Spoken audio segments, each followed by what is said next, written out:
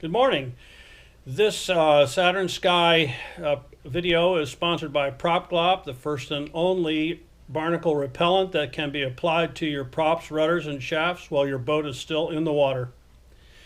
Good morning, folks. I want to show you a lot of complaints out there about the Saturn Sky passenger sensor unit, and I wanted to show you what that looks like when it's been removed and what it looks like in the seat and what to do to repair yours if you want to try to repair yours at home like I did mine. I have a 2007 Saturn Sky, and my passenger sensing unit was not working. So the obvious YouTube response by the world was to replace this sensing unit, and in fact that's what it was. In a minute I'll show you why. Well, when you buy one, this is what you get: the whole seat bottom.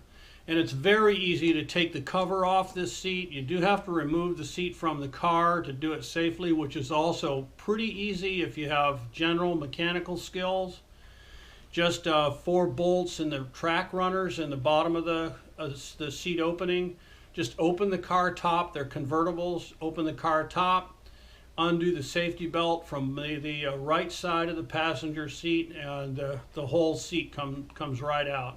Then you can bring it in your house like I did, and you can just carefully take the seat cover off. There are a couple of kind of hard rubber plastic hold downs, but they come off okay.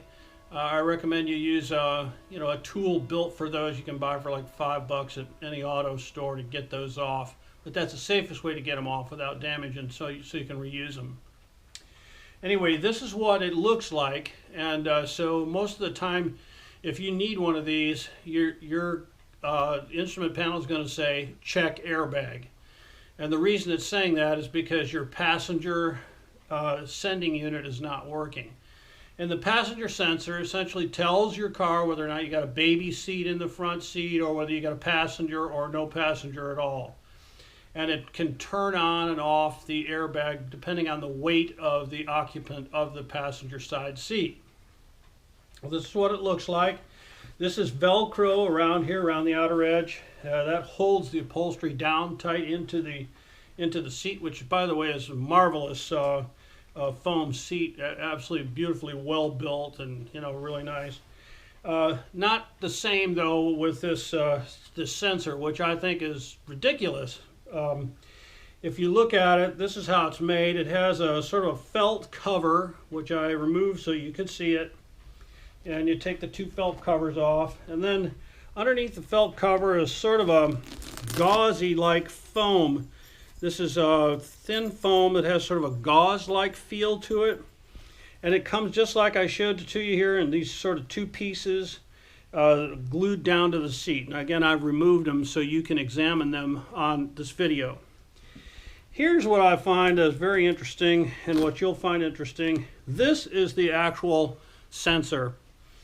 This fragile little double layer of plastic is what you're sitting on hundreds and hundreds and hundreds of times.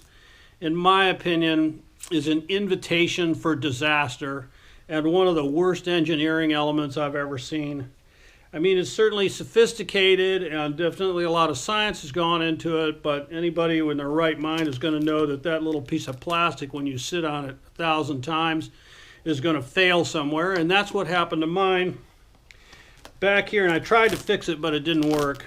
Right here on this little radius turn, if you get a close up there, you can see it. Right where my finger is, there's a tiny little crack, and that crack went all the way through both of the ribbons of the contact, and therefore the seat failed.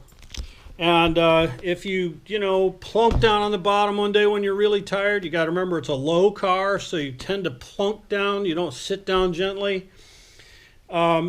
You're going to hit that thing and break it out. So be careful when you sit down, and have your passengers be careful when they sit down in the passenger seat. Anyway, that's what that looks like, and that's why it fails. And so when you buy one of these, you get the whole seat, the sensor, all the stuff all put together. You put it back in the seat, goes in right easy, just goes right in. You put your cover back over and you tighten it all down, looks nice and pretty. And then you take it to the car and you bolt the seat back in. And again, that's very straightforward mechanical work. If you know good with a wrench or marginally good with a wrench, no trouble. You know, only 5 bolts to get it in and out.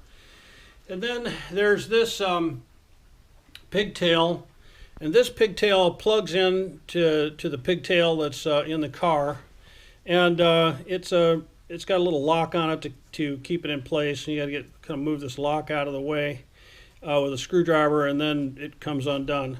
But plug it back in. Now here's the tricky part. These and they say so on the electronic control unit, which is what this box is for this passenger seat sensing unit.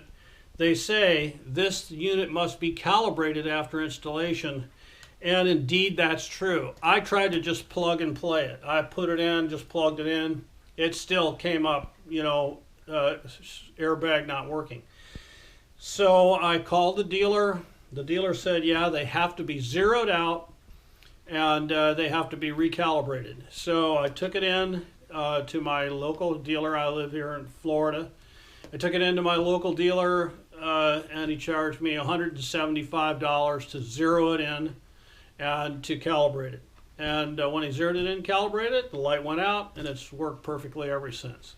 So thank you again from Moby-Cool.com and PropGlop, makers of barnacle repellent that can be applied underwater.